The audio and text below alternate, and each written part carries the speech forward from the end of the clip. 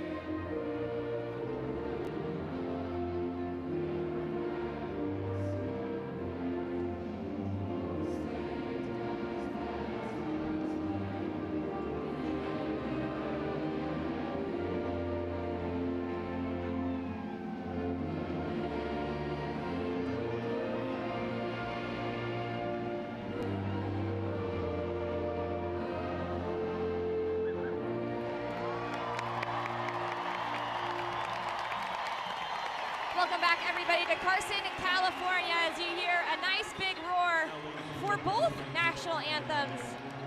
We saw a lot of fans for the U.S., but also a lot of fans for Mexico there in the stands. Jordan Angeli here alongside U.S. women's national team legend Lori Lindsay. Lori, Alyssa Nair get another start in goal. Only one change in this lineup from the U.S. the last time they played Mexico back in May, and that's the captain Carly Lloyd coming in for the pregnant Alex Morgan. But 5 changes since their last game here in the qualifiers against Costa Rica. We see Sauerbrunn number 4 and Crystal Dunn number 19 back in that back line for the U.S., but it's going to be about those front 3, 15 Megan Rapinoe, number 10 Carly Lloyd, and 17 Tobin Heath, and the fluidity and the desire that they have in that attack to create chances for the U.S. Mexico there getting ready to take the field. Carly Lloyd will captain the United States. For Mexico, it's going to be Stephanie Mayor. Melissa Borjas from Honduras will be the center official, helped by 4th official from Canada, Jamaican, and another Canadian official there. For Stephanie Mayor, captaining this Mexico squad, they know they have a big task on hand because they're facing the reigning World Cup champions. Emily Alvarado will get yet another start in goal. Mayor will captain the team. Who stands out in this lineup to you, Lori? Well, it's all about that back 4 for Mexico and how can they slow down this potent U.S. attack. But also number 9, Renee Cuellar, leads this team with 3 goals in the tournament.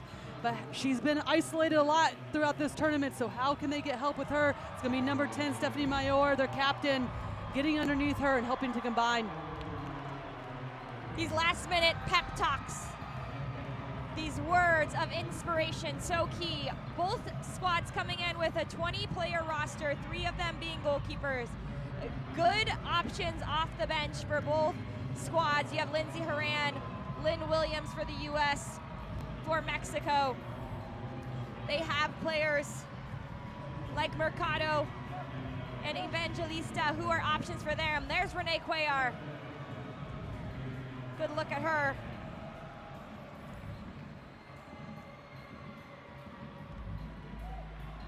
It's all on the line. There's one spot left in Concacaf to send a team to the 2020 Tokyo Olympics. Who's it gonna be? We'll find out in about 90 minutes. The United States in their red kits with the blue socks. Mexico in all white. I'm Jordan Angeli. Thanks for joining us here. I'm alongside U.S. women's national team vet Lori Lindsay. Lori, when you're looking at this matchup between these two squads, they've seen each other a lot. This is the 39th all-time meeting between the two sides. Vlatko Andonovski, his first time facing Mexico as a head coach. What do you think his thoughts are with his team in a spot where they're 90 minutes from qualifying for an Olympics? His thoughts are get a win and get yourself to Tokyo. Both of these teams know each other very well. Mexico fighting for their position to get into Tokyo after missing out on the World Cup last summer in France. They'll have a chip on their shoulder against the U.S., and then U.S. looking to do what no other team has done before, which is back-to-back World Cup and Olympics. Expecting this to be a high-paced game, especially this first 20 minutes. Can the U.S. get in behind this back line, or back 11 really, for Mexico? And I expect Mexico to sit back, be compact, look to get on the counterattack with the likes of Renee Cuellar, number 9, and number 10, Stephanie Mayor, their playmaker in the midfield. Here is Stephanie Mayor, finds the first ball, but here's Rapinoe in some space from distance. Well over the goal, but if you're Mexico, she's just giving you a little bit of a taste that she's not afraid to shoot from anywhere. And this isn't the finish or the shot Megan would even want, but she finds herself in a great position, gets on the half turn, the space in between that midfield and back line. And we've talked about fluidity with this U.S. team in terms of how they can be more unpredictable, something that Vlatko Andonovski, the head coach for the U.S., has wanted to see. And finding Megan Rapinoe pinched in between the lines early on is just that. Lavelle earns the first corner kick of this match in the 3rd minute. We saw the U.S. score in their first game against Haiti in the 2nd minute from this same side of the field.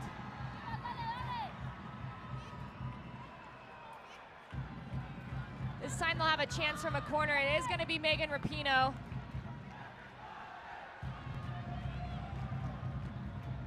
She lines this one up. Sends it straight to the penalty spot. Ertz is wide open, but misses wide of the goal.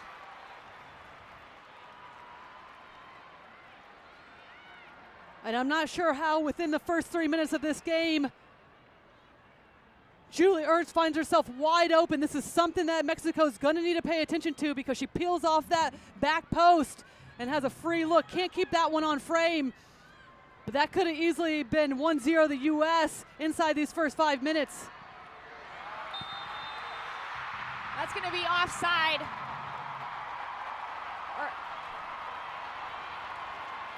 Vlatko Ananovsky looks on. In the 3 games already this tournament that the U.S. have played, they've scored in the 3rd minute, the 2nd minute, the 3rd minute, and the 4th minute. They've been potent here as Megan Rapinoe pulls herself from an offside position when the ball was played, so good call by the assistant referee there on the near touchline. If you're Mexico, you're thinking, let's get through the first 5 without conceding a goal. Well, that is what you're thinking, but at the same time, you have to be able to control what you can control then, and that is knowing that the U.S. is dominant on set pieces, so making sure that everyone's touch tight, making sure everyone knows their roles, and then you stay compact defensively in the run of play and not giving any opportunities away. Mila slips through the lines, has Lloyd. Origel handles it initially, but gives the ball away. Rapinoe from the corner of the box. She goes for goal.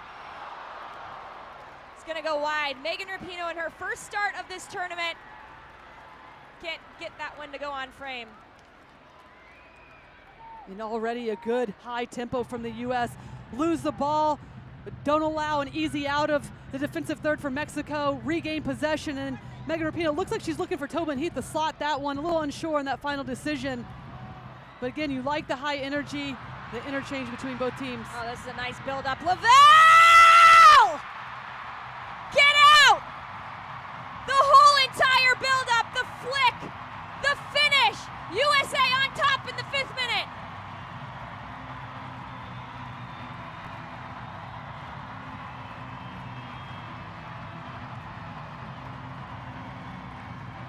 And this is a dream start by the U.S. Within the first 5 minutes, find themselves up 1-0. Exactly why Julie Ertz is on this starting lineup in that defensive midfield position, wins it, regains possession, and then we talked about the fluidity in that final third, a little combination play between Megan Rapinoe and Rose Lavelle, and Rose Lavelle finding herself doing what she does best, getting it onto her left foot, and then just slotting this one home, makes good contact, low, hard to that far post, and you can see the excitement from Vlatko Ananovsky, exactly how you want to start this game that dictates whether or not you're going to Tokyo. Okay, now the U.S.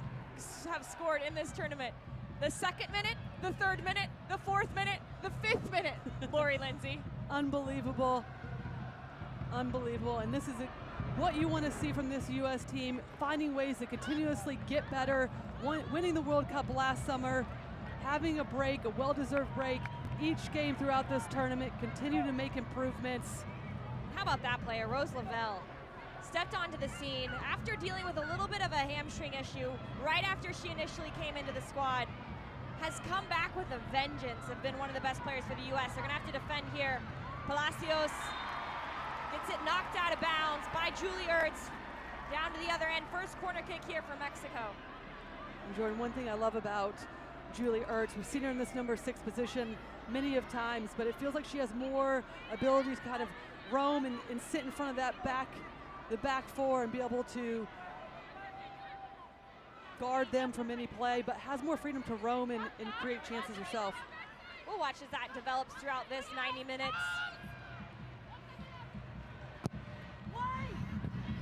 Near post, not handled correctly first. Sauerbrunn clears it from danger. Espinoza will let it run out of bounds. Espinoza currently playing with Club America. Whips it into the top of the box. Mayor flicks it on. The U.S. will counterattack now through Tobin Heath. Heath getting her first start of this qualifier as well. smart tactical foul there by Jimena Lopez. Well, quick recognition by the U.S., realizing how many numbers were pushed forward from Mexico, and a little combination there from Carly Lloyd to spring Tobin Heath 3, but as you mentioned, good tactical foul, get numbers behind the ball for Mexico. That touch by Heath set it up. She knew that the player had to foul her or let her go. She just cut straight across the face of Lopez. Our first real look at Emily Alvarado, 21-year-old from El Paso, Texas. Grew up playing for the Texas Rushdown. There now is playing at TCU. Big size to her, 5'11", has come in and won that starting goalkeeper spot. She's going to be tested tonight if it's any indication of these first 5 minutes from the U.S. Mexico give the ball away. Now Stephanie Mayor. 79th cap for her for Mexico. This is one of the things we've noticed from Mexico throughout the tournament. They are so comfortable building the ball up around their back line. Will that comfort level be the same with the high press offense of the United States? Well, we'll wait and see.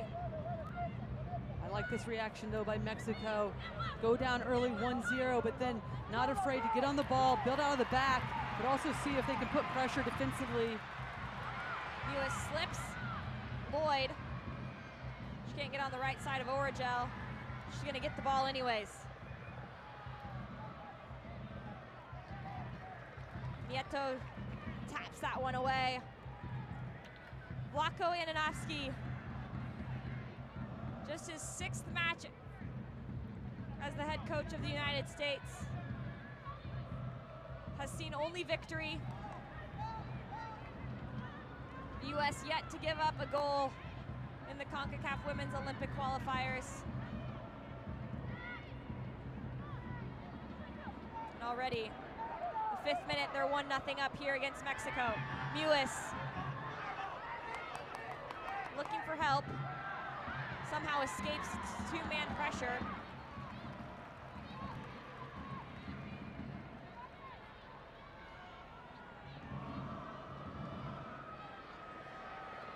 Heath dances over the ball, brings in O'Hara, decides to backheel her. Now O'Hara.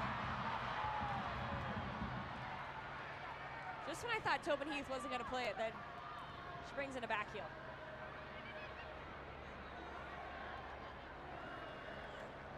See Christopher Cuellar, their head coach for Mexico, his 2nd year in charge as he gives some instructions to his side. He's been a part of Mexico's national teams for a while, both with the full team and with youth teams, coaching mostly underneath his father as an assistant coach, Leo Cuellar, now in his 2nd year in charge. And Mexico looking to regain this rivalry with the U.S. Have some defending here, and Origel does enough and actually deflects really in her favor straight to Alvarado. And we just mentioned moments ago the importance of Julie Ertz screening that back four for the U.S., finding herself in such good positions to win the ball and then play penetrating passes. Right on cue. She finds Heath.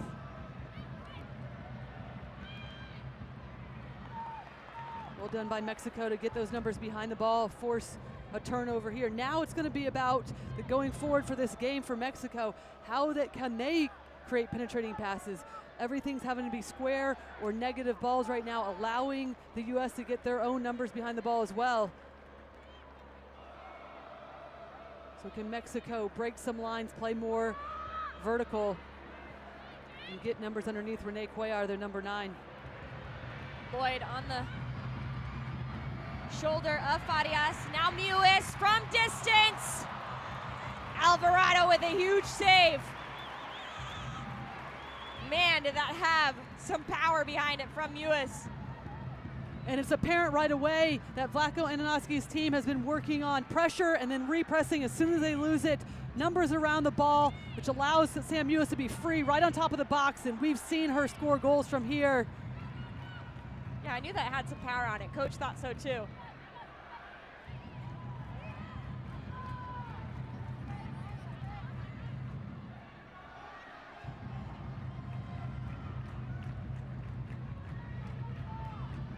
Targets in the box for Rapinoe. Ertz climbs up, doesn't win it that time. Now this is where the US can be dangerous still on that second attack. Sauerbrunn drives it in. Origel wins the first ball. But there's that pressure you talked about, that second ball. Rapinoe on her left now, towards goal, and just cleared away.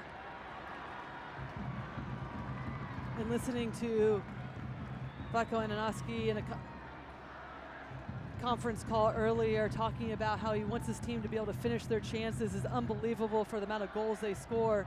At the same time, for how many they create, they can be scoring even more goals. Scary to think about.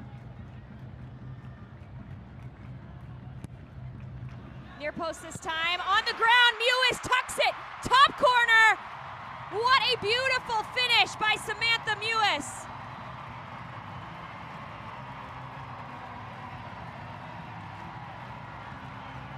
If you give the U.S. too many opportunities on corner kicks, well, they're gonna make you. They're gonna punish you one way or another. Well, they go far the first few, looking for Julie Ertz. This time, Megan Rapinoe keeps this one on the ground. Julie Ertz is the one that lets this one go. Little dummy. Sam Mewis lose her mark. Wide open. Give her that amount of space. She's going to redirect it. That's all she has to do. Keeping it on. That's not an easy finish either. It takes a little hop. She stays over it. Redirects that. 2-0 for the U.S.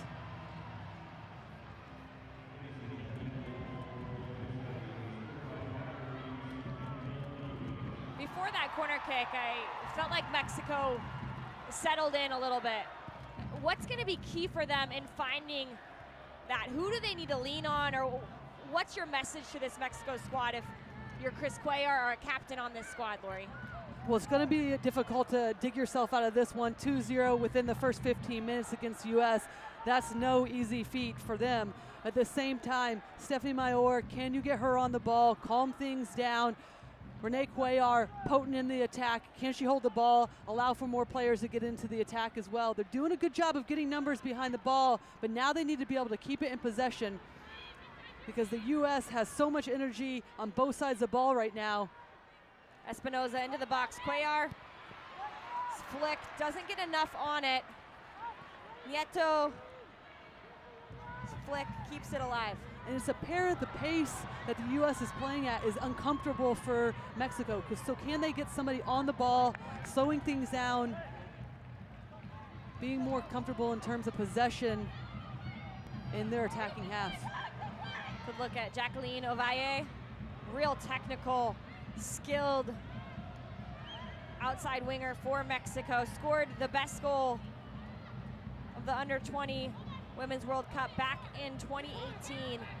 And she has that ability. Just her 18th cap for Ovalle.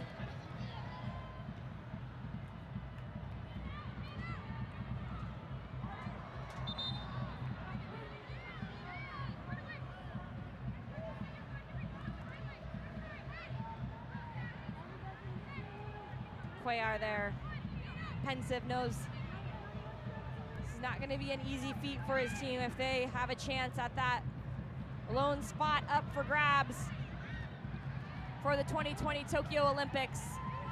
Mewis, the last goal scorer. Now Heath. Her slides too much, and the ball will go back to Mexico.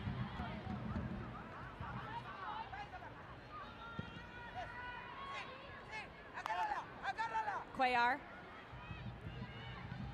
Now Nieto. For Mexico, they got here finishing second in Group B play. They had their first wins against Jamaica, 1-0. It was a goal by Renee Cuellar, that was the difference. Then took down St. Kitts 6-0. Their final match of Group B play was a 2-0 loss against Canada that put them in second place. And as we look at Crystal Dunn there, we have to say congratulations, 100th cap for Crystal Dunn for the United States. Only the 39th player in history of the U.S. women's national team to accomplish that. So a big day for Crystal Dunn. But Laura, you've been on teams and you've been celebrating those moments. If you're Crystal Dunn, the thing that's most important to you right now is this 2-0 lead. Oh, and it could be even special too, making your 100th debut, but then also, or 100th cap, but then also potentially qualifying for the Olympics. Doesn't get much more special than that. And credit to her doing it in such a fashion where she's played practically every position on this field for the United States. The Rockville Center, New York native Crystal Dunn making her 100th cap at just 27 years old. Big congrats to her.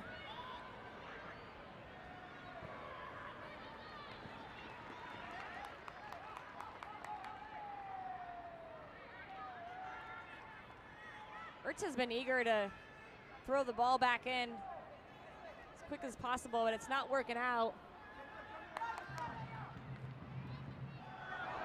Kelly O'Hara.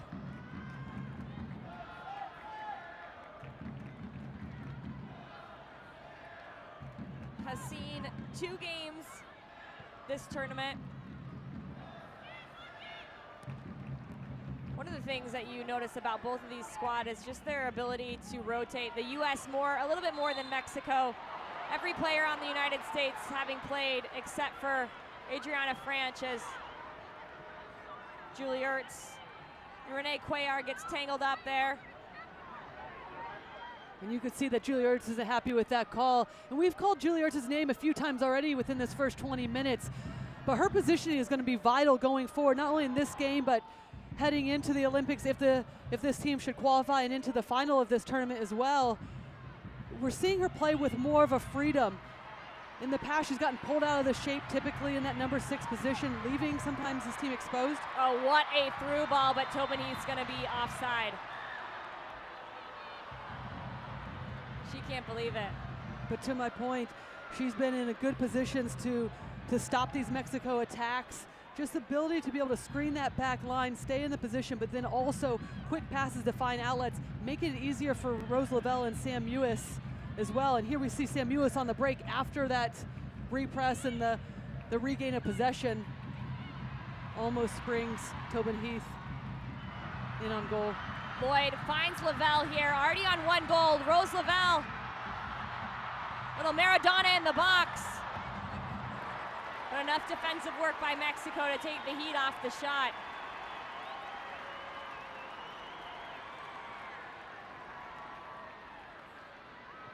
And anytime Rose Lavelle gets in and around the box, let her work her magic.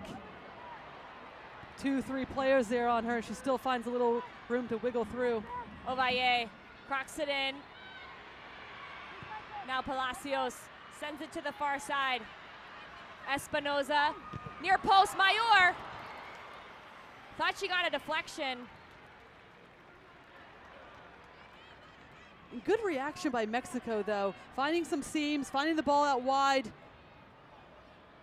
Took 2 goals against the US, but it does feel like they've settled into this game, now getting confident on the ball.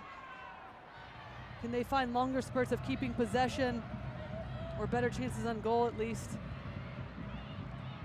Behind Lloyd, it works out. The touch by Origel, but Lloyd was offside on the initial ball.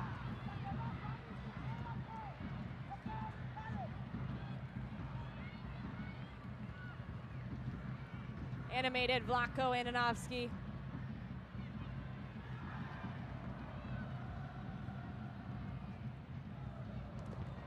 The moments when Mexico attack and they show a confidence about their ability, they've been able to create something. And one of the things that's big about the confidence of this Mexico side has to be the formation of Liga MX Femenil that happened just 3 years ago, and really it's continuing to build, and it's giving these players opportunities to all play together. There's 4 players on this Mexican squad that all play together at Tigres, 3 for Monterrey, 3 for Cholos, 2 for Chivas. So those kind of relationships that they're developing day in and day out are translating here to what we see in the game, yeah, it hasn't gone so far the way that they wanted in these first 22 minutes, but through this tournament, it's been better quality on the ball from Mexico. And to add to that, too, not only are they playing game in and game out with their club teams, but also after failing to qualify for the 2019 World Cup last summer, they've gone with a younger squad now, giving time, allowing these players to get quality international experience. So not only getting that on the club level, but even a step above that as well. A young squad that they brought here to the qualifiers, and this is no doubt huge learning curve, but also going forward, vital experience for them as they continue to build. Alyssa Nair, Chicago Red Star, comes out to clear that one.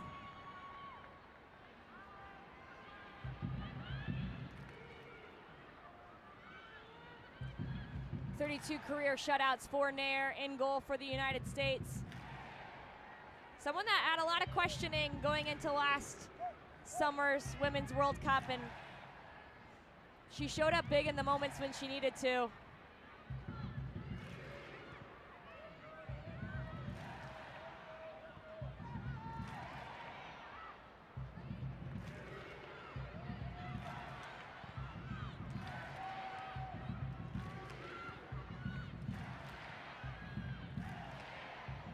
Dahlkemper searching for an outlet. She's gonna nearly find it to Rapinoe. She gets a thumbs up, and US will create that pressure that you spoke about earlier, Lori. Win the ball back right away.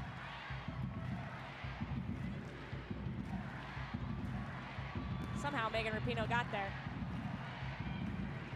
Here's Dunn. All the way over. Kelly O'Hara in a really nice piece of space, sends it in. Lavelle can't find the frame. And this is a fantastic buildup by the U.S.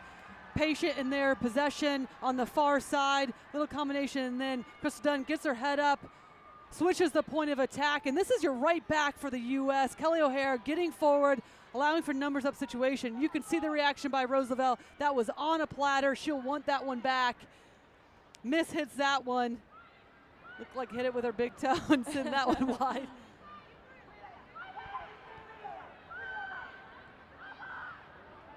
A little over halfway through this one. Thanks for joining us. I'm Jordan Angeli alongside U.S. Women's National Team veteran Lori Lindsay.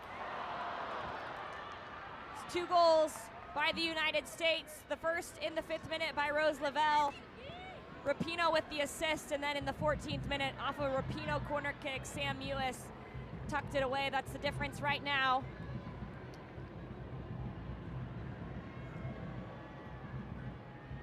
Just gonna look at the Mountain View, California native Bianca Sierra.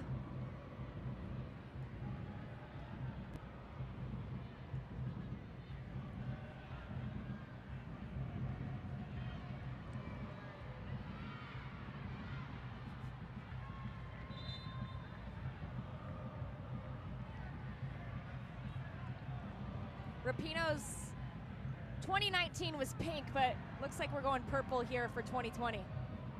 When you have the 2019 that she had, you choose whatever hair colors you want, or you blend it and go rainbow. Blend it. Hey, if I had the ability to do that, I would do it. Megan Rapinoe looking so cool out there.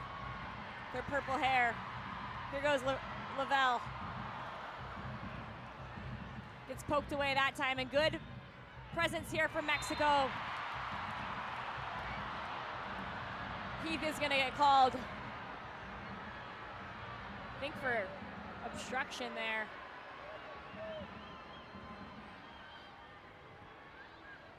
Just gives a little tug. Nieto does a good job of screening that ball, getting herself in between the player and the ball. So when Heath just grabs her.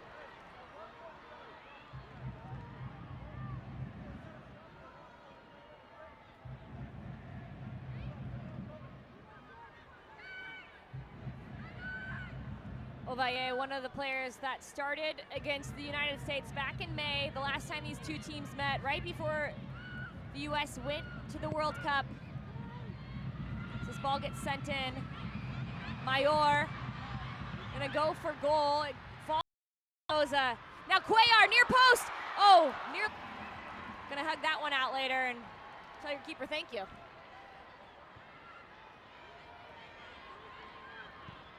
But the difference in these two squads, for the United States, there's one change in the starting lineup from that last time these two teams met in May. It's Carly Lloyd coming in for Alex Morgan. Alex Morgan out, expecting her first child in April. But for Mexico, they only had 4 players on this team, on the starting 11 right now, that were on that team back in May. That speaks to the changes that you were talking about, just how much they're having to figure out each other as a unit and start to work together to what their identity is.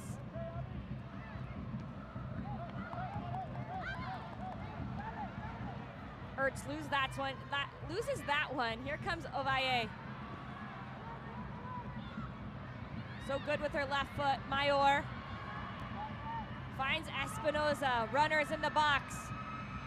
Options for Mexico, but they're going to get a corner kick. And I'm curious to see how this goes as the game continues on, as Mexico continues to build, get numbers behind the ball, and then find some confidence knowing that they're down 2-0, have nothing to lose at this point in time. But how does the U.S. react to that? Can they be patient in the build-up?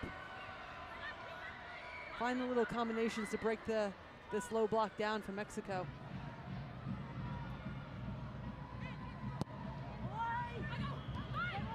Dahlkemper wins the first ball. Nieto from distance. And to that point, I was mentioning, Jordan, historically the U.S. has been the most successful when they're on these breaks, when they're at fast pace, and when teams can sit back and get numbers behind the ball. It's been a challenge for them. Nearly broke again there. It was Crystal Dunn making her way into the attacking third.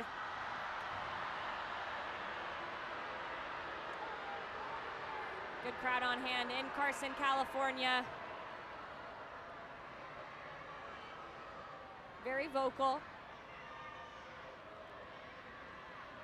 Ooh, wouldn't you like to see what was on that iPad, what they were looking at there?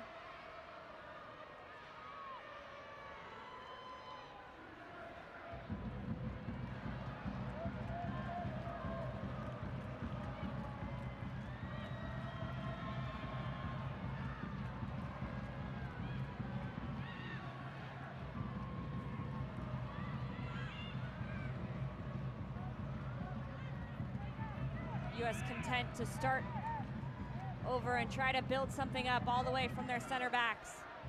Dahlkemper has Rapinoe raising her arm. She won't play her. Now Carly Lloyd in space. Lloyd! Cross! Can't find Rapinoe. Headed away by Origel, and Ovalle sends it away.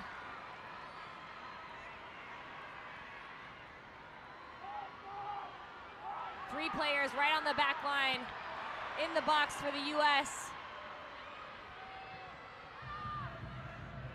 Now Ertz.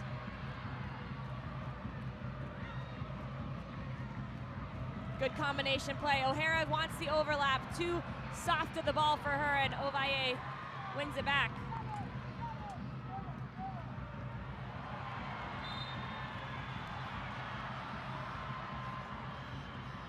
But what I like is this commitment as soon as the U.S. loses the ball to win it back. And it's Carly Lloyd, why she's so good in that number 9 position, sitting on that back shoulder of those two center backs. Stays on her feet. I thought she was maybe going to go down. Gets clipped by the Mexican defender there. Can't keep it on the floor. Megan Rapinoe making a good run in. Just too high for her to get anything on it. That goal in the 14th minute by Mewis. That's her third goal of this Concacaf Women's Olympic qualifying. Her fourth goal in total. She had one back in 2016 when the U.S. qualified for Rio. Oh, Carly Lloyd, must have hit off her arm there.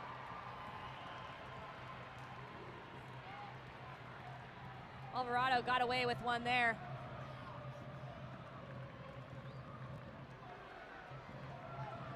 Where'd it go? You know, she's looking around for it. Each time a girl joins football, the world takes a strike towards equality. If you empower a girl, you empower a community to fight for their dreams. Concacaf W, we belong.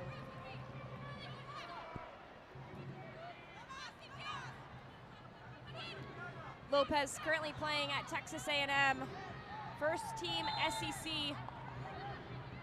in 2019. In her career, Lopez has 19 assists, so if Mexico can get a little bit of possession of the ball, Lopez is a player that they can have join into the attack. She's right at the bottom of your screen on the left side touchline. Well, not only is she a defender where we see her playing, but she's also a winger. Lloyd, enough on that by Nieto to push it away. Carly Lloyd is probably hungry for a goal here. Lloyd trying to cut across the face of her defender.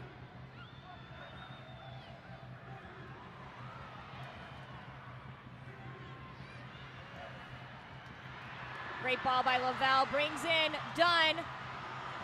Not cleared decisively. Mexico might have skirted away from one there. Speaking of skirting away, here goes Renee Cuellar. Coast to coast. Great recovery run by O'Hara. But that's what Mexico needs from Cuellar.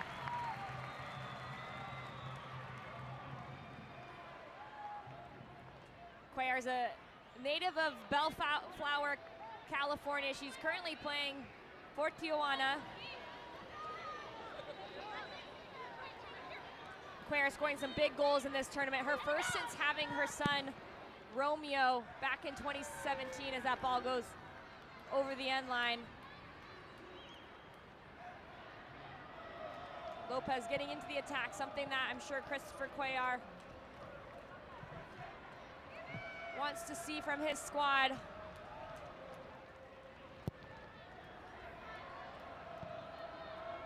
The key will be for this Mexico side and Renee Cuellar up top is to see if they can get numbers in the attack with her throughout this tournament. She has 3 goals, but she has been isolated up there, had to go a lot on her own, make things happen out of nothing. And to break down this U.S. defense, she's going to have more players to combine with.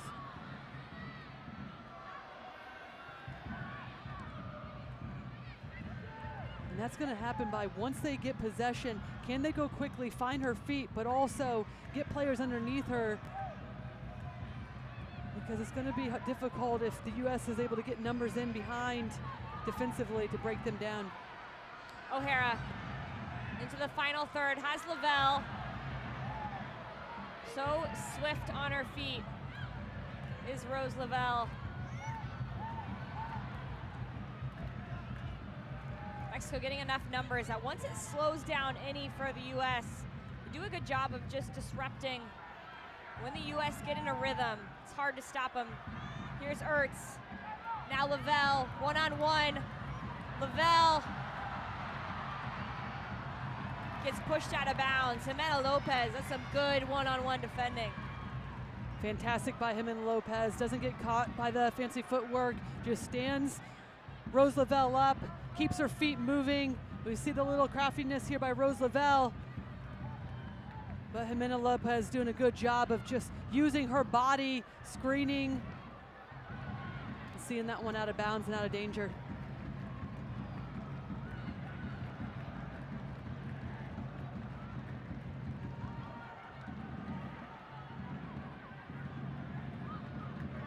Jordan, it's too early. It's a dangerous 2-0 lead sometimes. But at the same time, going back to the experience that this is providing for this young Mexican squad, going up against the likes of Rose Lavelle, Carly Lloyd, 11 goals all time against Mexico, players that have played in multiple qualifying tournaments, whether it's World Cup or the Olympics.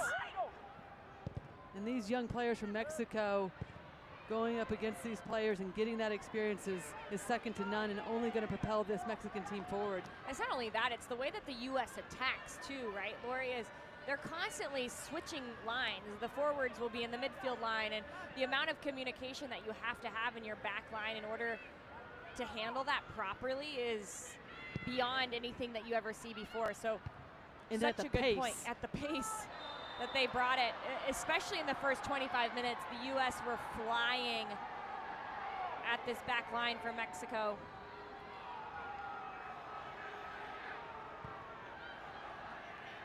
But yeah, that 2-0 lead is not a stable lead in soccer. They still play around their back line. Alvarado's going to kick it out. And of course, the U.S. are not going to be ones to forget that Mexico is the only team in Concacaf that has beaten them in a qualifying tournament. Yes, it was in the World Cup qualifying back in 2010. 2-1 win in the semifinal for Mexico. And Lori, that one hurt you, member of that squad. You don't forget that one either, and you know that these moments out on the pitch are so valuable. You never know what can happen. Well, it's a lesson too, and never taking anything for granted. Making sure you show up, and it's not always going to be the prettiest of games, but just getting the win. Doing everything you can, just like that. Lloyd separating there in the attacking third. Ovalle can't clear it past Ertz. Now Lavelle. We'll use Ertz to switch the point of attack. And you can see Julie Ertz is telling Megan Rapinoe, or at least some player, to be able to stay out wide. That's where the space is. Kelly O'Hara. Oh, the block by Mewis. The wrong end of the field. Carly Lloyd looking for her 5th qualifying Olympic women's qualifying match goal against Mexico. I would get that out eventually. But it's the width where the U.S. has had some success, especially on this right-hand side with Kelly O'Hara getting into the attack.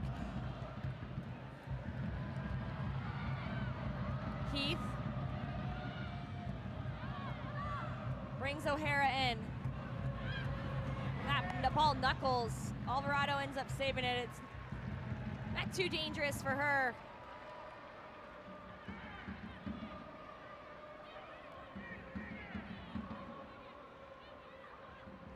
Less than 5 here in this first half between the U.S.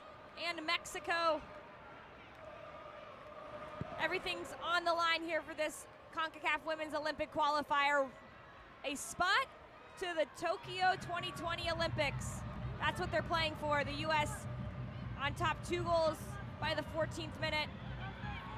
The game has settled in a little bit more for Mexico since then.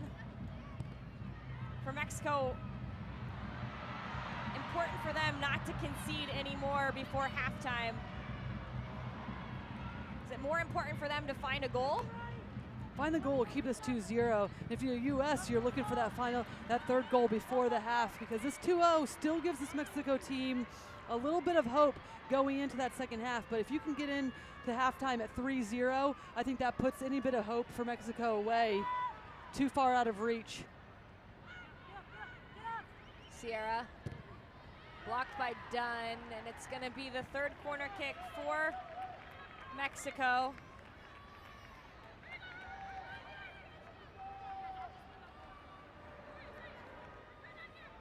Crystal Dunn solidified herself as that outside back in the World Cup last summer. Had 6 starts, an assist to her name, putting in the hard work here to keep her team out of danger. Some defensive work for the U.S. here. Origel tries to win the first one. Palacios with the side bike, but not enough heat on it to challenge there.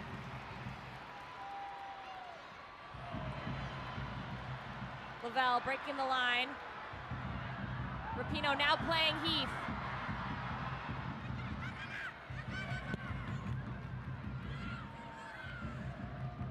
I don't know if Megan Rapinoe heard Crystal Dunn coming down that left-hand side, but could have sprung her forward, would have been free.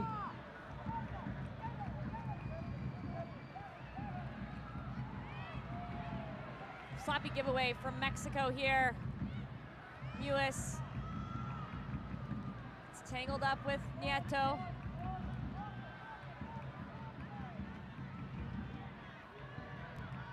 And these are still the areas and the small little nuances. And you imagine that Vlatko Andonovski coming into this tournament, coming off of a break for the US, knowing that they just want to continue to build, win this tournament, qualify for the Olympics, and then you can start to take care of the little nuances, the little details that you want to clean up with this squad.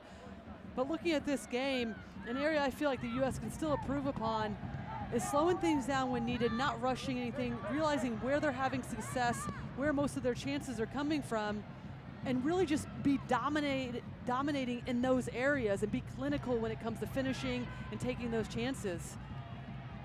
Too often I feel like the US gets excited, they want to score goals, but the team forces things, gives away opportunities when they can slow things down or find those pockets of space where they can be even more successful.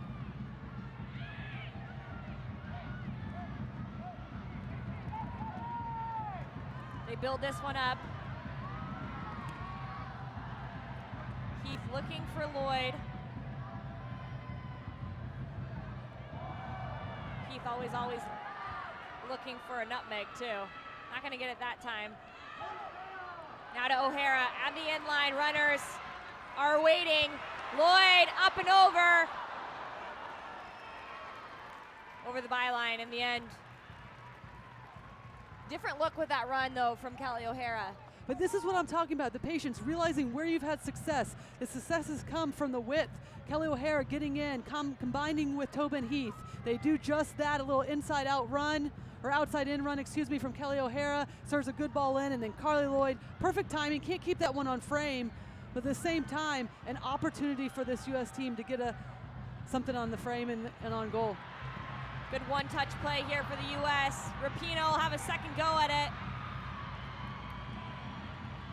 Farias sends it away.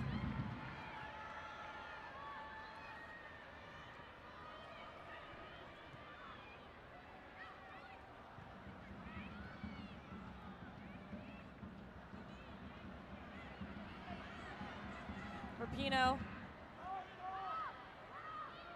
stops, starts again, now done with the cross. There's going to be no stoppage time to the end of this first half. There's a goal by Lavelle in the 5th minute and a goal in the 14th by Mewis that are the difference here. 2-0 US over Mexico. Lori, first half thoughts? Dominant start by the US within the first 5 minutes, number of chances and a goal, wouldn't let up. Took Mexico the first 2 opportunities and getting some corner kicks on their own. But again, it's just the US's pressure and their ability to find and create chances is what's keeping them on top. We'll be back with highlights and stats from the first 45 just after this.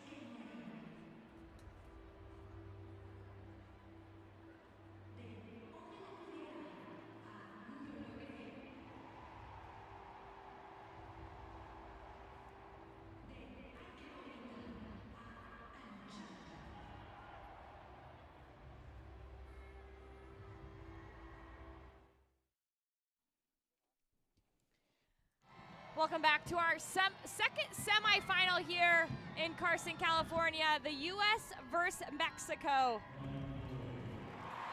39th time these two teams have faced off, 6th meeting in Concacaf Women's Olympic qualifying. I'm Jordan Angeli alongside Lori. And Lori, this first goal was a beauty. Pressure on the ball. We see Juilliards win this one. Little combination play. The fluidity up top is second to none. And then Rose Lavelle. Rose Lavelle gets that goal in the back of the net. Lori Lindsay with the Louise has me laughing there. But Sam Mewis was eager to get one on frame. She wouldn't do it there, but she would get another opportunity. Mewis tucks it away, top netting. What a beauty. And only 2 goals up in this game, but multiple opportunities. And it would take these 2 goals for Mexico to be able to calm down, get on the ball, and create some chances and get some free kicks. And it was good defensive work by Mexico for the majority of the first half. Megan Rapito and the U.S. doing a good job of attacking with numbers, winning the ball back high on the field. Stephanie Mayor, Ovalle, numerous players for Mexico trying to make the most out of this, and this played dangerous here as the U.S. almost scored an own goal. Carly Lloyd, as eager as she's been through the first 45, has yet to find anything on net. Lori, for this U.S. squad, what adjustments do you make at halftime to help them? Because the chances are there, it's just as they're not finishing them.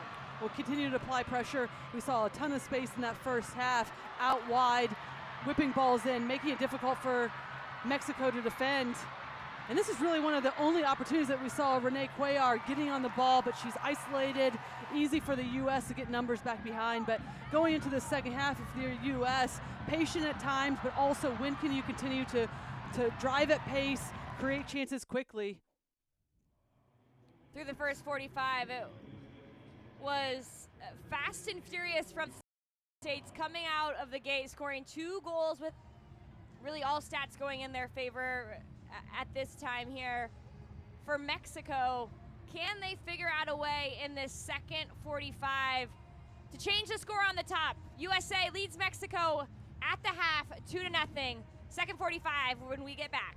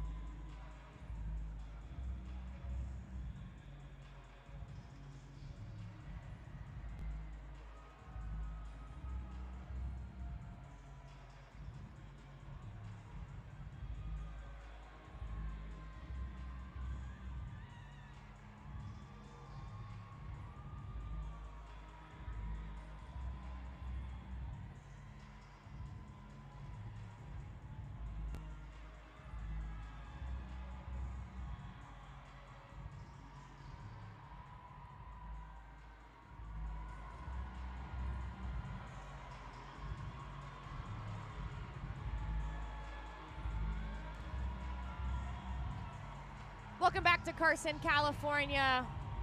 The last semifinal here, one more spot up for grabs for the 2020 Tokyo Olympics. And right now, the United States sitting in the driver's seat with a 2-0 victory, lead over Mexico in search of that victory that would qualify them for the Olympics. For Vlatko Ananovsky, it would be his first Olympics. For Tobin Heath, she's been there a time or two. Mexico, the United States, had 15 minutes to reorganize, try to correct some things going into the second half. I'm Jordan Angley alongside U.S. Women's National Team veteran Lori Lindsay.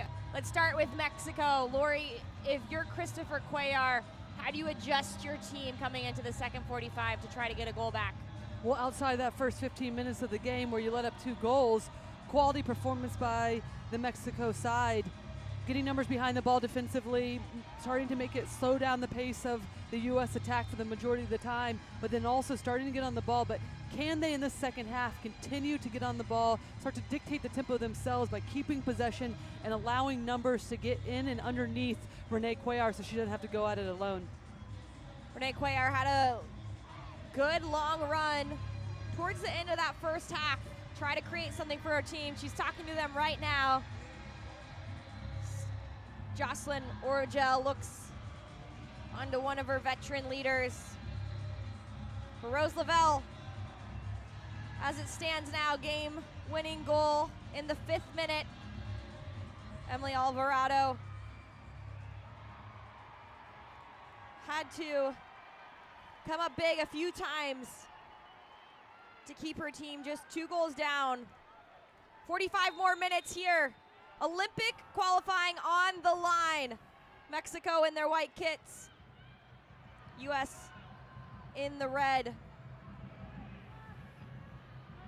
Mexico trying to get after the United States right away. No substitutions going into this second half. Ovalle can't connect. And then it's a foul on Tobin Heath.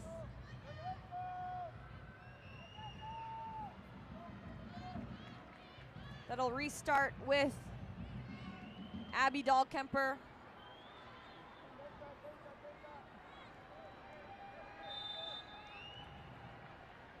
Dahlkemper in her 57th match as a U.S. international. Played her college soccer just down the way at UCLA, and Carly Lloyd gets taken out, and the foul happened outside of the box, says our center official, Melissa Borjas. Jimena Lopez, the one committing the foul. You can see that Carly Lloyd, ooh, that is very close, and Mexico might have escaped that one because it does look like Carly's right on the inside of that box when she does get clipped, and that's what she's arguing for. Carly Lloyd against Mexico, 11 goals total in her career. In Olympic qualifying, Lloyd has put 4 goals away, so not only does she want the penalty call there as it was lingering on the edge of the box, but she's probably the penalty taker in that moment as the captain right now. Leading goal on this squad. This one.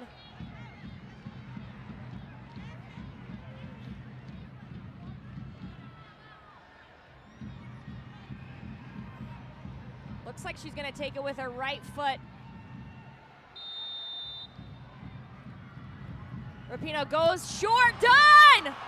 Oh, if she scored in her 100th cap, that would be a moment. And I like all these different free kicks that the U.S. is trying out on this Mexico team. We saw in that first half scoring off of that short corner, low driven hard, and in this one opposite tries to square it up for Crystal Dunn.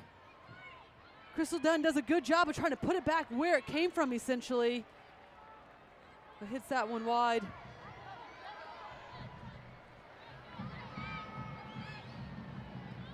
Lloyd and Dunn now will chase. It's Mexico beats the first line of pressure, but they're not going to beat the second, and Urth scoops it up for the United States. Cuellar having Mayor right behind her. That's what you were saying is going to be so important, having someone by Cuellar to lay the ball off to, and the captain, Stephanie Mayor, might be the one to do that. And Mayor doing a good job getting underneath Renee Cuellar. Looked like she wanted Renee Cuellar to just hold up her run so they can continue to combine with one another, allow for at least one or two other players to get involved. Ends up winning that free kick herself, but at the same time, it is about getting numbers around the ball. That's how you're going to break down this U.S. team, not just going at it alone or with one or two players. Mewis slips in Heath. She has Rapinoe on the far side. It's going to go to Lloyd. Difficult ball for Lloyd to bring back onto the frame of goal. We've seen Carly Lloyd take those chances. And again, quick break for the U.S. Mewis getting into the attack, and it's the wide area where they're finding Tobin Heath again. Beautiful little chip ball into Carly Lloyd. She knows she should have done better with that one, even if it's a tough angle and a tough ball. That's a player you want it to fall to in those Absolutely. moments. If anyone can handle that, it's Lloyd. Well, Urth dominates the head ball there. Julie Ertz in her 99th cap. If she plays, the U.S. qualify tonight and keep this victory. If she plays on Sunday, that will be her 100th cap, joining Crystal Dunn, who notched her 100th cap here tonight. She's on the ball now. Dunn on her right foot. Can't slip in Lloyd.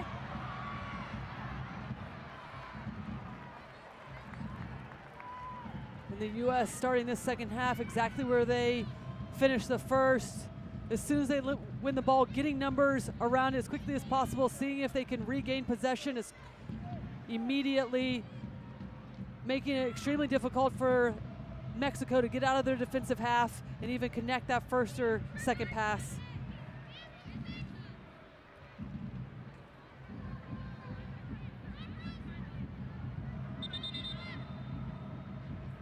One thing I enjoyed listening to Vlatko and Anasi talk about was each game presents a different challenge for the U.S. and how can they adapt. So can they have different looks on how they play, how they match up against their opponent tactically. And this game is really about finding that energy and continue to attack at pace and find the width for the U.S. The danger has come in the width, right? This game for the United States here. Palacios to her left foot. Challenges Nair enough to have to scoop it up. Looks like all the players on the U.S. motioning. It looked like Sam Mewis was struggling after that challenge. I like this by Palacios. Just the awareness. She knows that Julie Ertz, she's baited her to go to ground, little cutback. Frees herself up to get onto that left foot. Good low driven strike. Nair has it covered the entire time though. But Mexico looks quality, doing a good job of finding some possession in between those lines, especially in between that back line and the midfield line for the U.S. They can isolate Julie Ertz. They're finding some space around her. A good step in by Ertz. Now she's going to slip it to Rapinoe, far post. That's the second save in a similar area by Alvarado, just tipping it out of danger. She might have more work to do here, but her teammate Ovalle on the far side ends up helping her out there. And once again, it's that positioning by Julie Ertz just to read that play. She doesn't even have to make a tackle. She just steps in, reads the play, quickly plays and finds Megan Rapinoe, who springs herself out wide. And then it's a dangerous ball across. And you said it, Jordan, forcing Alvarado to come up with a big save. U.S. had a number of players crashing into the box. Heath to Lloyd. It's going to go straight up, and That was a hard collision between two noggins there.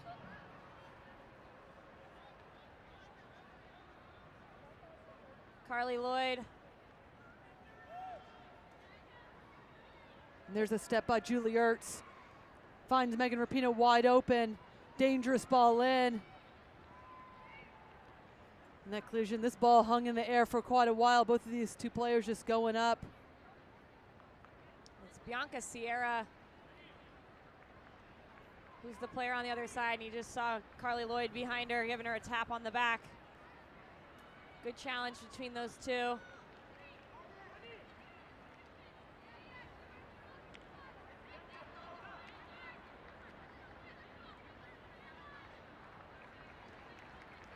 Alvarado is keeping her team in a space where there are only 2 goals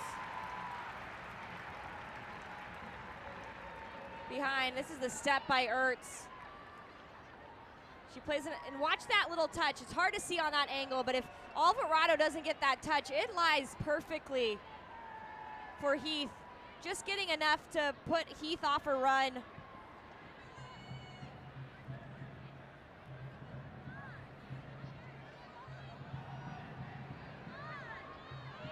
And Rapinoe trying to get another assist there, and with her 2 assists in the first half, she now has 7 assists in her last 6 international games. And before the game, Lori, we're looking at the lineups, and of course, me being me, and having the tournament that Kristen Press had, I asked you, why wouldn't you start Kristen Press? And you said Vlatko Ananovsky's done a good job of rotating his squad, but you also said you have to play Megan Rapinoe, and that's one of the reasons why. 2 assists on the night. Looking for that 3rd already in this second half. Well, and you can tell throughout this tournament, Vlatko Ananovsky has been rotating players, giving players tons of minutes to be able to perform, knowing that there's quick turnaround, coming off a break, allowing these players to work in. Ball gets deflected from Rapinoe. Farias, who plays for Chivas. She can't connect that ball. It's off the knee of Lavelle, but here's Mewis. Rapinoe. Heath's wide open at the 6. Good defending in the end by Sierra. Relentless pressure from the U.S. They are not letting Mexico out of their own half right now. Ertz drives into some space. Now fights to chase.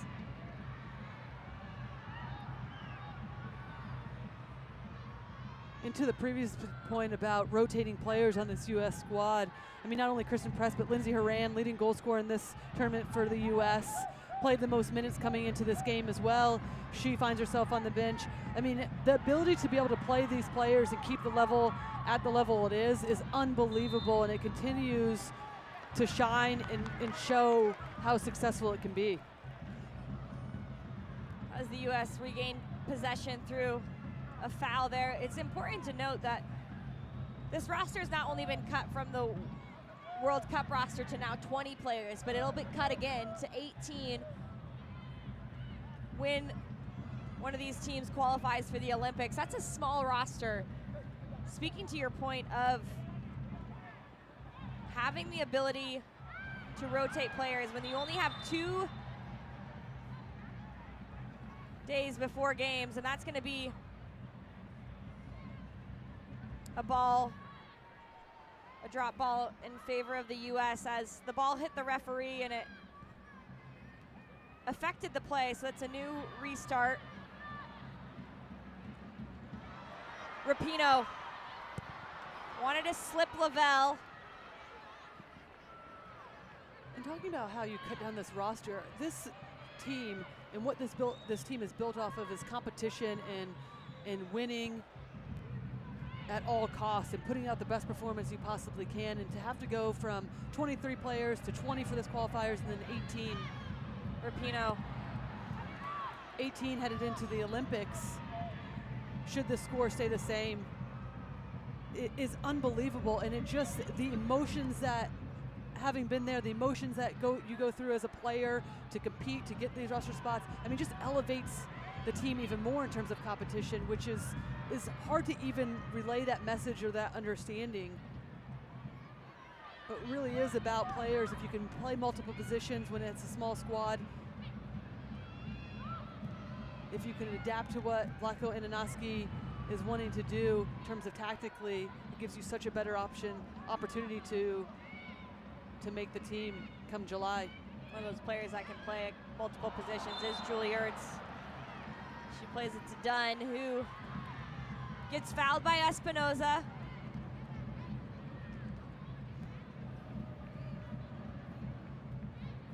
Dunn has 6 goals in Olympic qualifying, all 6 of them coming in 2016.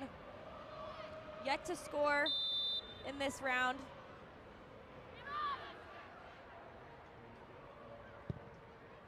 Rapinoe. Heath will track it down on the far side now. O'Hara's ball, far post, Mewis back across, Lloyd. She doesn't miss that often.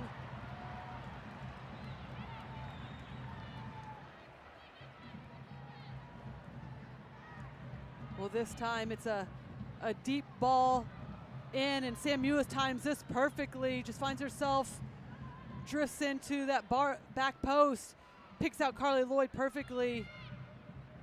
And again, right now, just not Carly Lloyd's night in terms of connecting with the back of the net.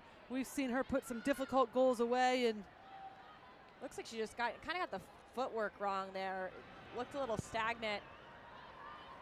Still finding herself in yeah, great positions. That's the thing with Carly Lloyd. If that one, now that's 2 that have gone wrong. It's hard to believe the third one will result in the same way. 122 international goals for Carly Lloyd.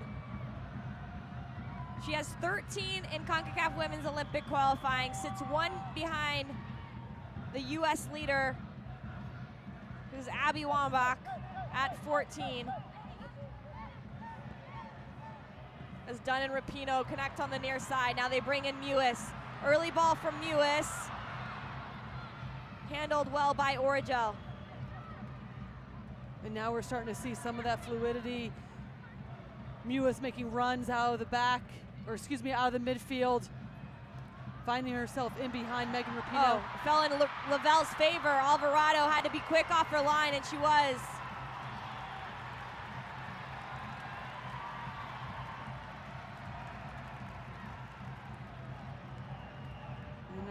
Again, dictating the tempo, finding Rose Lavelle, and this is another midfielder. We just spoke about Samantha Mewis getting in behind that back line. Now it's Rose Lavelle just timing her run, getting on the end of that one. A heavy touch, though, allows Alvarado to be able to come out, scoop it up. For Mexico, you have to stop kicking your goal kicks straight into the middle of the field, where Julie Ertz is winning every single one. They find a way to get the ball back here. Ovalle brings in Lopez, just gets touched away by Heath.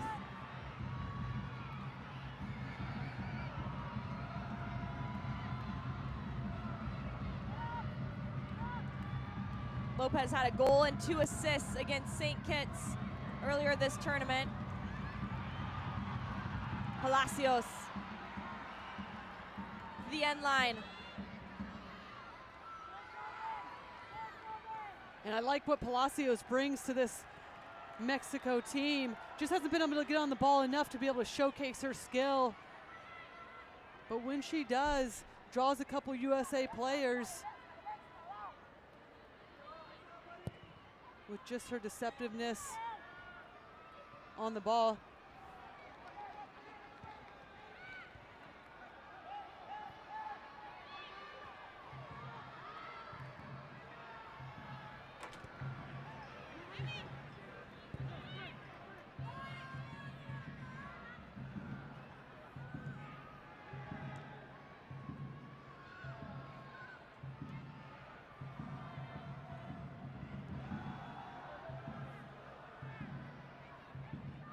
We're getting closer to being halfway through This second 45 here in Carson, California. Second semifinal.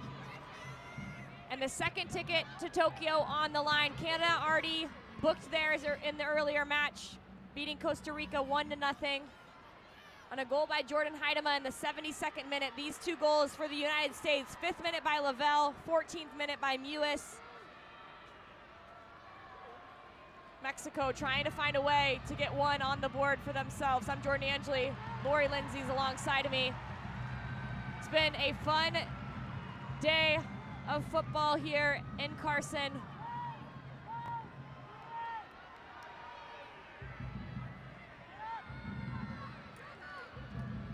Ovalle.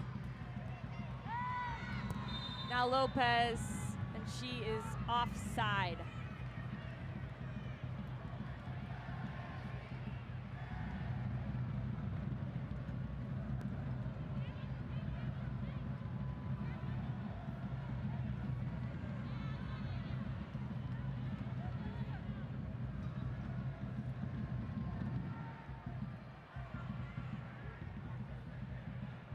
Alyssa Nair, the hero of the semifinal between the United States and England with that big penalty shot save. Gets it back underway. Carly Lloyd in a ton of space. Lloyd, head up. Can't connect with Rapinoe. He gets taken out, and that's going to be a yellow card for Bianca Sierra. And you can see the pain that Tobin Heath's in. Unnecessary challenge by Bianca Sierra. I feel like Megan Rapinoe should have stayed wide. Had enough players with Rose Lavelle coming in to stay wide and other players coming underneath. And Bianca Sierra, just keep her feet moving. Stay in front of Tobin Heath. Don't let her go anywhere. Instead, comes in hard, challenge. Gives up this free kick in a dangerous area for the U.S.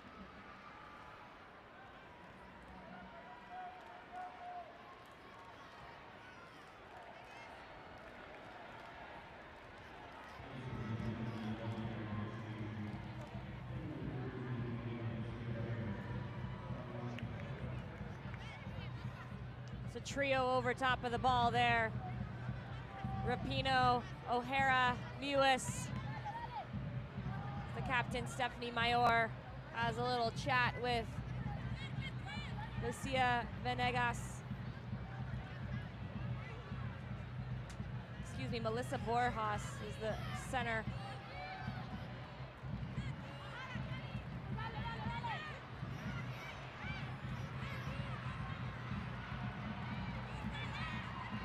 Mewis and Rapinoe. It'll be Mewis through all of the traffic. She tucks it away. Far post netting. Sam Mewis with a brace.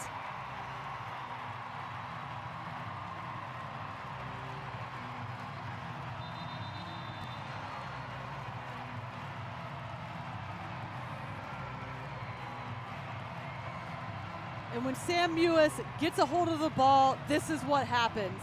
This is low, hard, to the far post, screened by those players, perfectly weighted right into that far corner. Alvarado doesn't see it till the last second. What a beautiful strike by Sam Mewis. And this is why you keep your feet moving. You don't give up these fouls if you're Bianca Sierra, because this is what happens. And now you're in the 67th minute, find yourselves down 3-0. And essentially this game is out of reach for the Mexican side.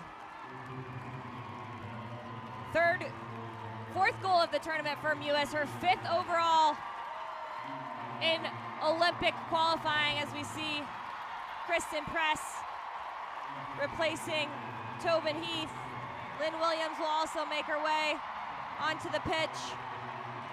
Williams has a set of goals in this tournament as well.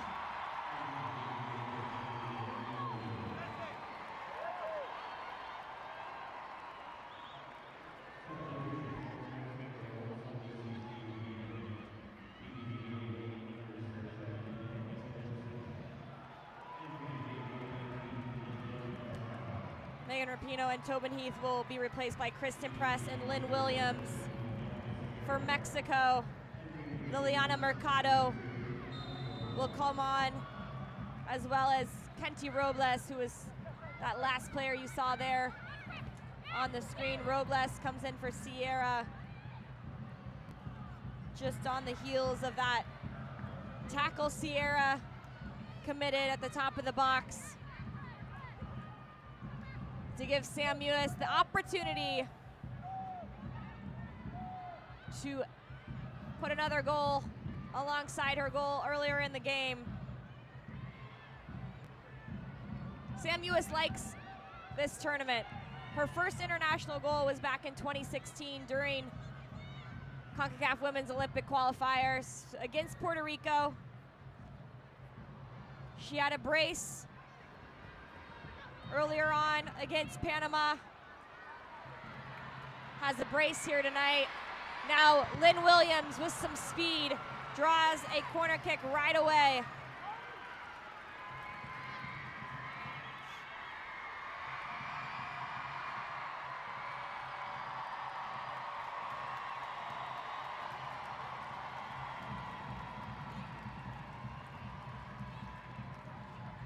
Press looking onto this one.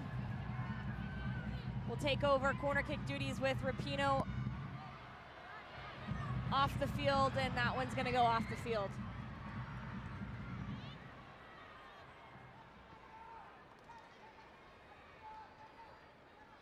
By Vlatko Ananovsky's celebration, you could tell how important that goal was.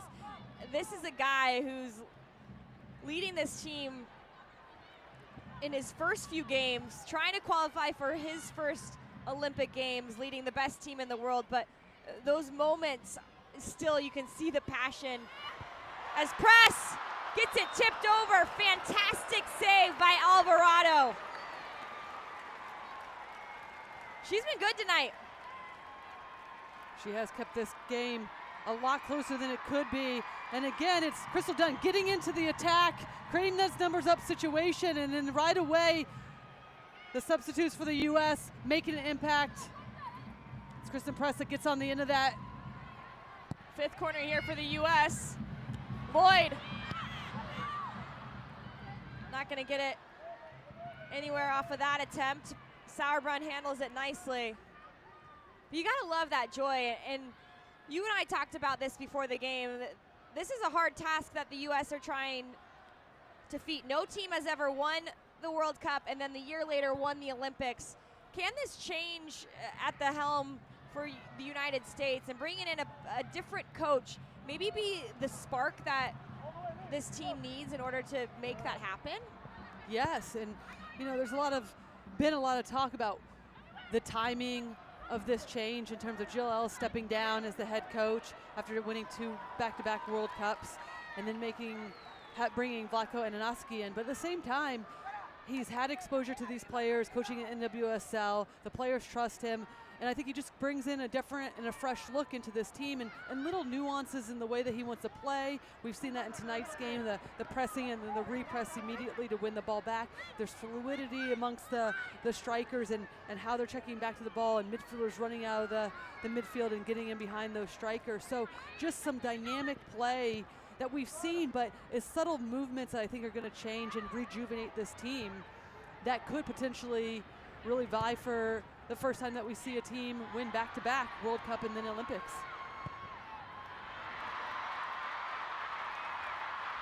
Here's Kristen Press, dribbling into the box. Press gets her first shot blocked and then scoops it up and over the head of Alvarado. What a cheeky little goal by Press.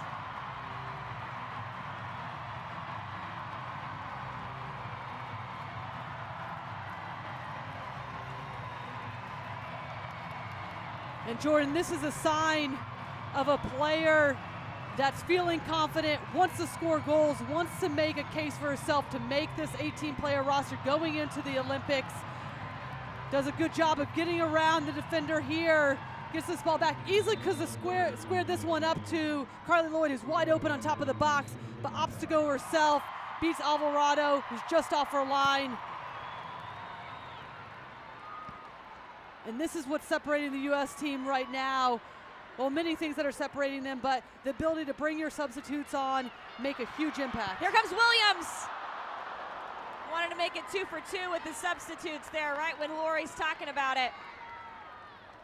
And in regards to Vlatko Ananoski's celebration, here's that goal. Sam Mewis finding herself in a good position. She's really come alive in this second half, slipping into good spaces to play the final pass.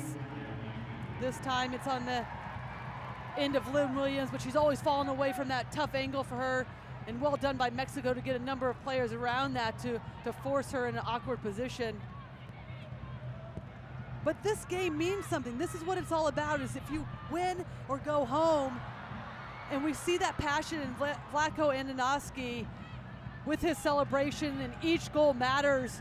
And that shows respect to this Mexico side. He knew it was not going to be easy coming into this game. Yeah, even though these teams have played each other 39 times now, this is not a matchup that either team takes lightly. If you're the United States, you know that Mexico is going to bring it every single time. And they've had moments. I think you're starting to see what they're trying to do as a squad, but they're almost in their infancy, where this is a U.S. team who has been together now over a year, really with only a couple of changes to the main core of their team, one being Lynn Williams, the other Andy Sullivan, who hasn't even come on the pitch tonight. It's being at completely different spectrums of building up a culture. Well, to add that to the U.S., coming off a much-needed break, being able to build themselves up into this competition, the Olympic qualifiers, and then also just the confidence this team has after winning in the style that they did the 2019 World Cup. I mean, it doesn't get much more difficult for a young Mexico side, but again, vital experience as they continue to grow within their club league that they have in Mexico.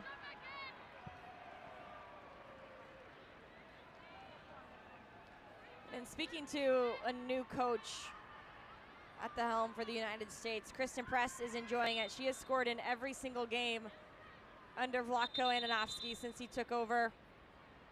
6 goals in a row for her. We're going to see the last change for the United States, and it's going to be Rose Lavelle coming out, replaced by Lindsay Horan.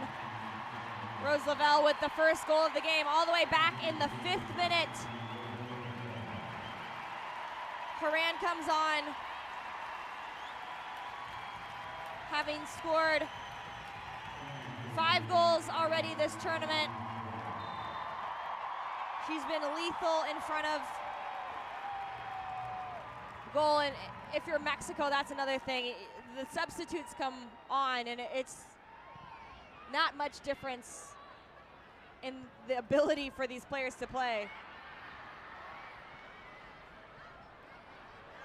It's not like the level drops at all for the United States. Williams, cross nearly gets off, and that stays in bounds. Lloyd's challenged by Alvarado. Courageous move by her. Now it's Robles on the dribble. Good connection here.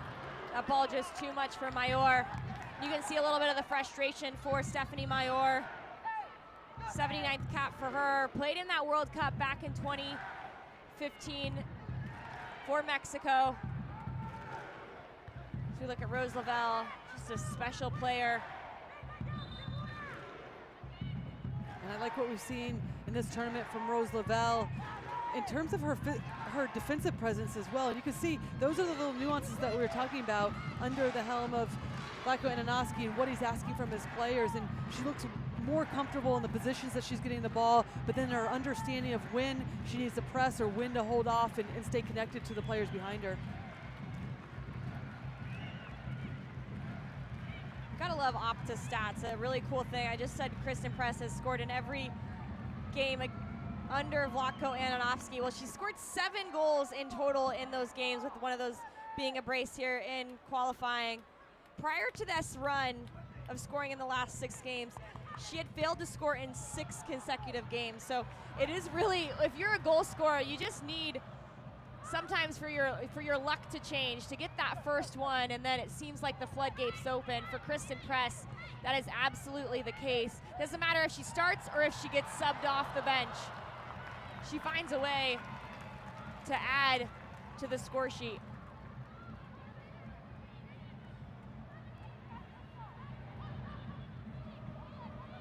Vlatko Andonovski has a couple championships back with FC Kansas City and NWSL.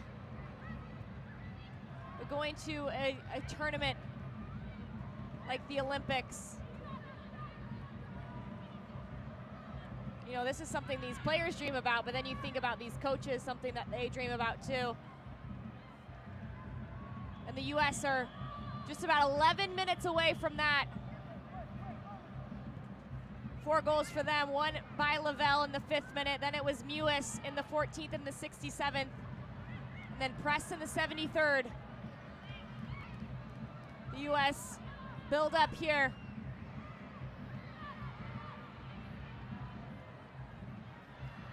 O'Hara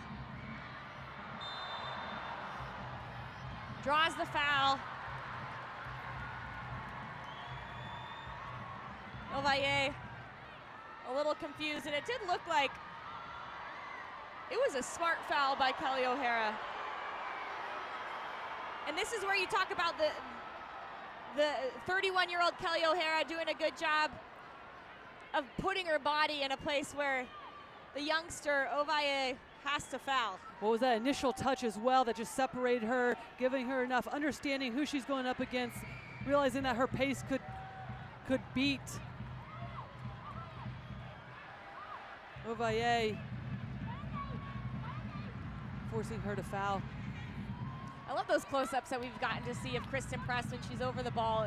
You can just see the wheels spinning in her head, trying to figure out what the best option is in the box. And you have to think number 9, Lindsay Horan, is one of the better options with her aerial ability. Horan floats to the far post, Press. It's gonna be a foul on Lynn Williams in front of Alvarado.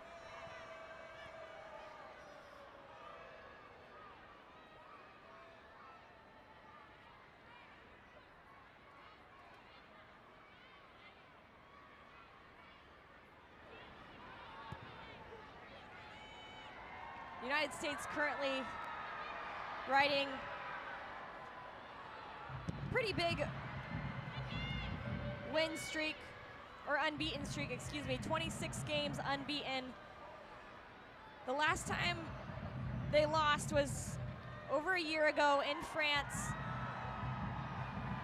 to France.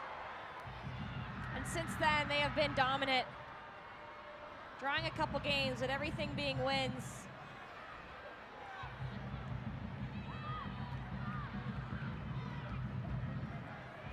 Just see they are so comfortable in these high pressure situations.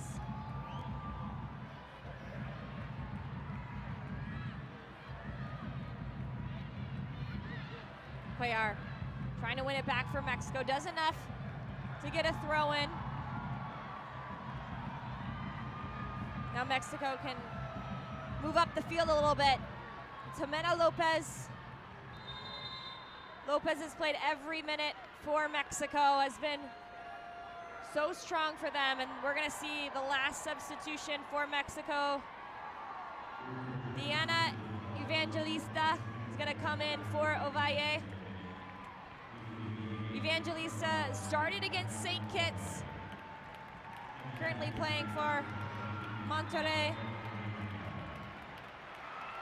Just getting her 4th cap here.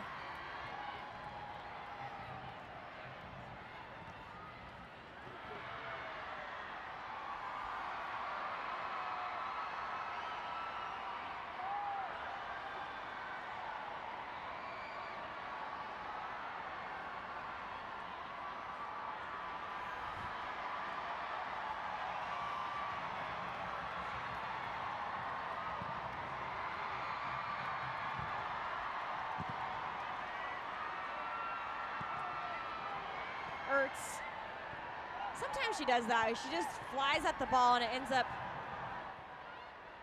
actually being so much more purposeful, going straight to the feet of press. Mexico in possession here. Got about 7 minutes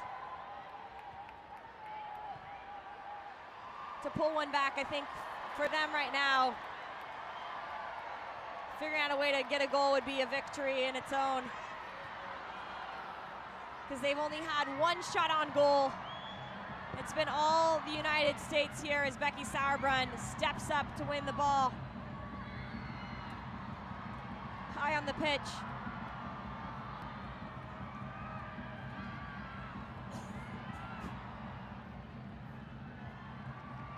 Horan gets shoved off the ball, and that's going to go in favor of the U.S. Nietos did a good job of filling in. Rebecca Bernal, typically the starting holding midfielder for Mexico and a real leader for them in midfield, not playing today. And Nieto had to come in there and fill a gap that is a pretty big hole for them.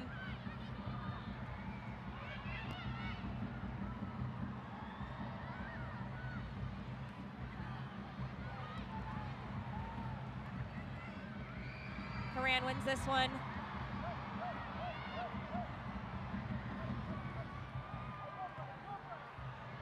Now she's in a pocket of space, sees Williams. Can she thread it through? Nearly. Orgel does a good job of reading that one.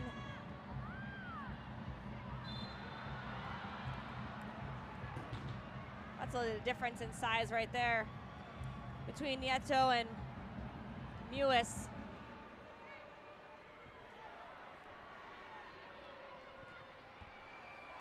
Brand new coaching staff for the United States, on the brink of a first for them.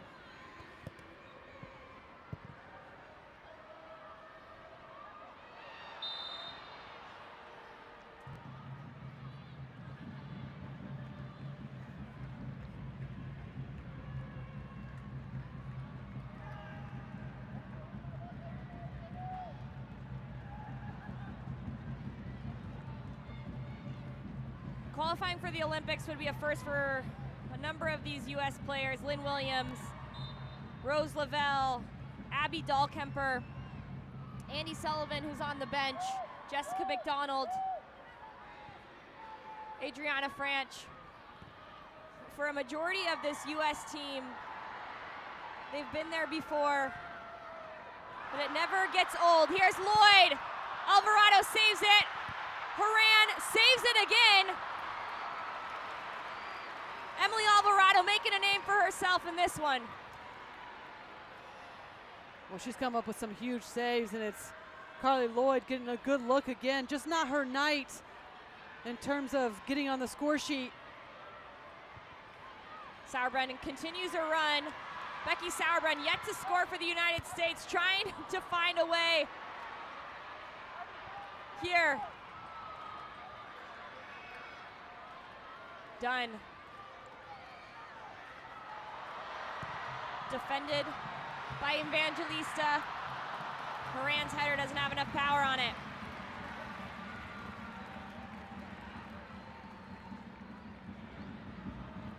Mayor has a couple of runners in front of her. Can't seem to figure out a way to connect the lines between her and Palacios and Cuellar.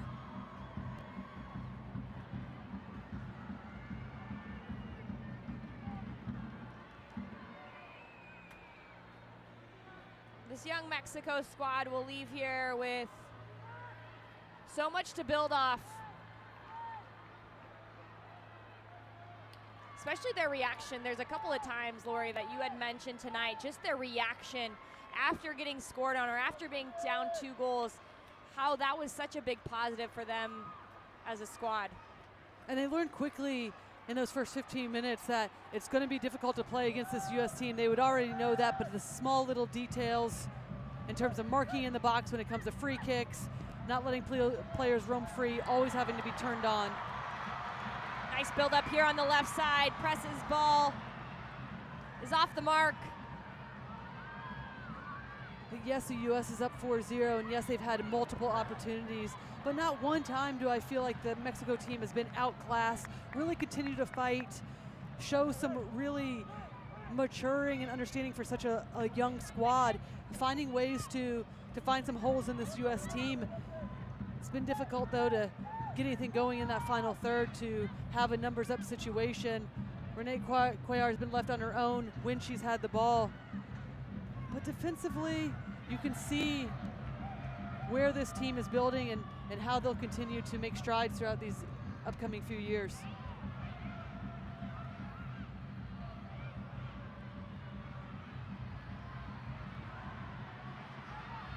Williams, a substitute. Hard to tell if it was a shot or a cross.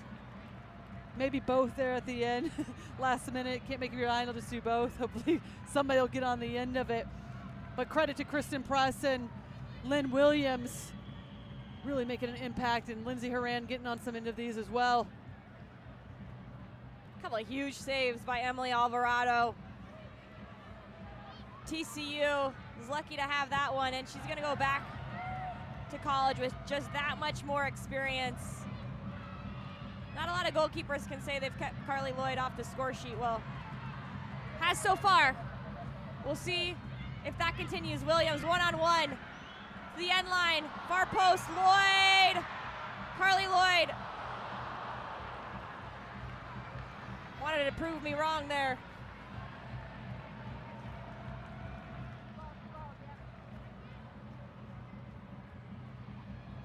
Lloyd just scoops this one up as it comes all the way across.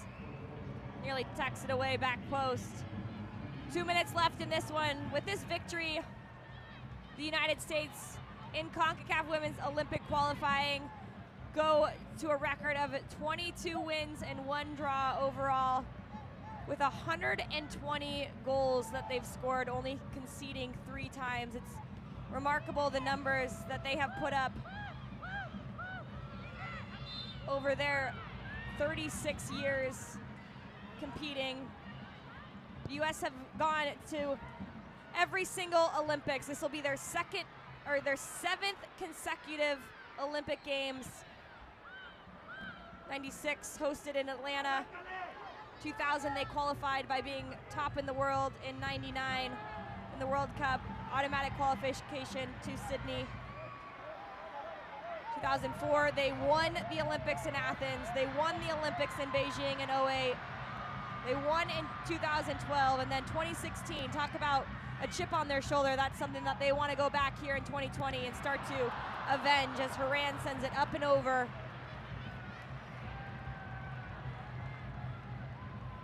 And looking at this game as a whole, you would think that Vlatko Antonovsky would be incredibly proud of this team's performance, qualifying for the 2020 Tokyo Olympics. At the same time, how many chances they have created and only scoring 4 goals. And that is one thing that he wants to continue to improve on with this U.S. team. If you're going to create this many chances, how do we put this game away that much sooner than they have tonight? Amazing to think, with such a dominating performance so far, all in all, not just this game, but just all in all, I would say, for this Olympic qualifying tournament by the U.S., that there would be more to improve on, but that's all that matters right now. The United States are going back to the Olympics. Just booked their ticket for 2020 Tokyo. Mewis with the brace, Lavelle with the game winner in the 5th minute, and then Kristen Press, the cherry on top. 4-0, the United States over Mexico. Lori Lindsay, what do you have to say about this 90 minutes in Carson? Well, from the opening whistle, just the energy and the pace that the U.S. played at, unstoppable. 5-minute goal, 2 within the first 15 minutes. Tough for Mexico to come out of that, but bright side for Mexico, but congrats to the U.S. qualifying for the 2020 Olympics. Mexico fought throughout the whole 90. The United States, though, they're going to Tokyo. We'll be back with full-time highlights and stats just after this.